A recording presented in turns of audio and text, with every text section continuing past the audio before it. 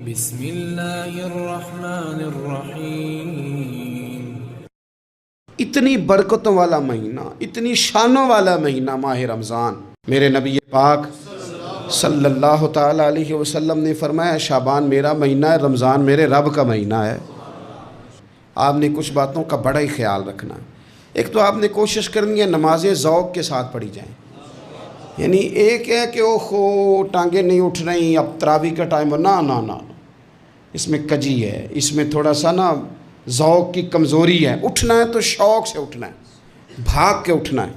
آپ نے مسجد کے ساتھ دلچسپی پیدا کرنی ہے، کوشش کرنی ہے مسجد کی صفائی بھی رمضان میں ہمارے ہی سے ہی آئے۔ اپنے علاقوں کی مساجد کی صفائی، نماز شوق سے پڑھنی ہے، شوق سے۔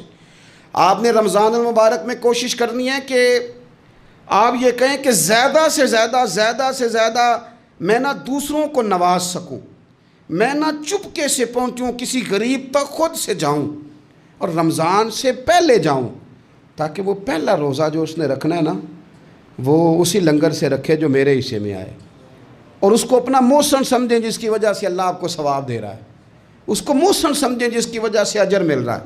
اور کوشش کریں کسی کو کپڑا جوڑا سوٹ دینا ہے، کسی طالب علم کو، امام مسجد کو، کسی غریب کو، کسی بوڑھی اماں کو، اپنے کسی چچا کو، اپنے دادا کو تحفہ دینا ہے تو وہ بھی شروع رمضان میں دے، تاکہ وہ آسانی سے سلا لے، سلا کے پہن لے۔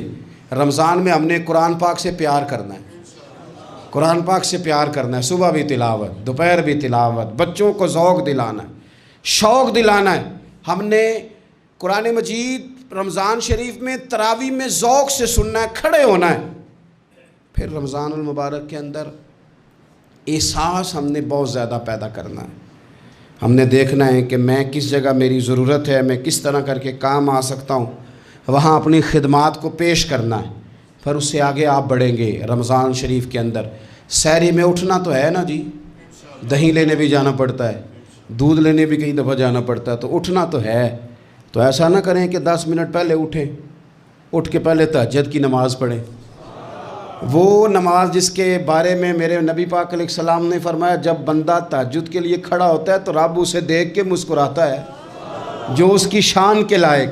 باقی نمازوں پہ ثواب ہو رہا ہے، تہجد کے وقت اللہ مسکرا رہا ہے۔ اور حضور فرماتے ہیں اگر جوان آدمی تہجد کے لیے اٹھے تو رب فرشتوں کے سامنے فخر فرماتا ہے۔ تو تہجد کی نماز ہر روز موقع ہونا ہے، اٹھنا ہی اٹھنا ہے، سحری کے لیے تو اٹھنا ہی ہے، تو وہی وقت تہجد کا ہے، خوب تہجد کی نماز پڑھنی۔ ایک چیز آپ نے پورا رمضان استعمال نہیں کرنی، وہ غصہ ہے۔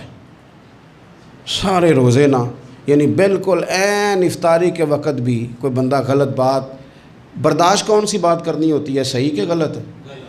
صحیح کو تو برداشت کرنے کی ضرورت ہی نہیں ہوتی، برداشت کرنی غلط بات ہوتی ہے، اس کو سہنا ہے، اسے کہنا یار روزے ہیں، رب کی رحمت برس رہی ہے، جا میں نے تجھے اللہ کی رضا کے لیے معاف کیا۔ اور ذہن میں حدیث رکھنی ہے کہ حضور نے فرمایا تو رب کے بندوں کو معاف کر، اللہ تجھے معاف فرمائے گا۔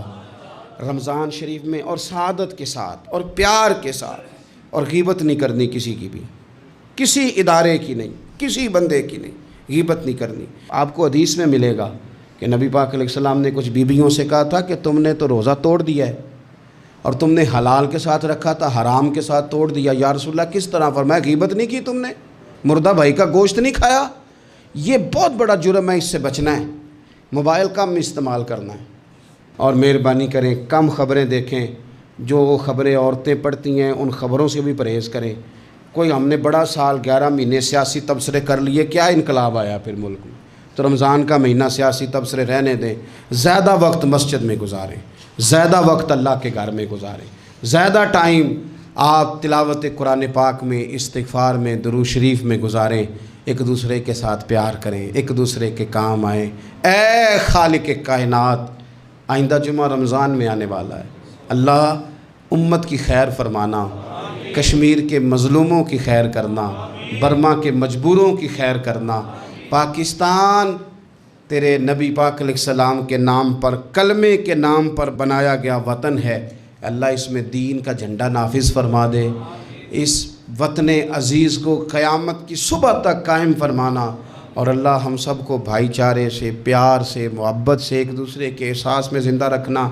اس ماہ مقدس میں تو جن لوگوں کو معاف کرے گا ہم سب کے نام بھی اس میں شامل فرما۔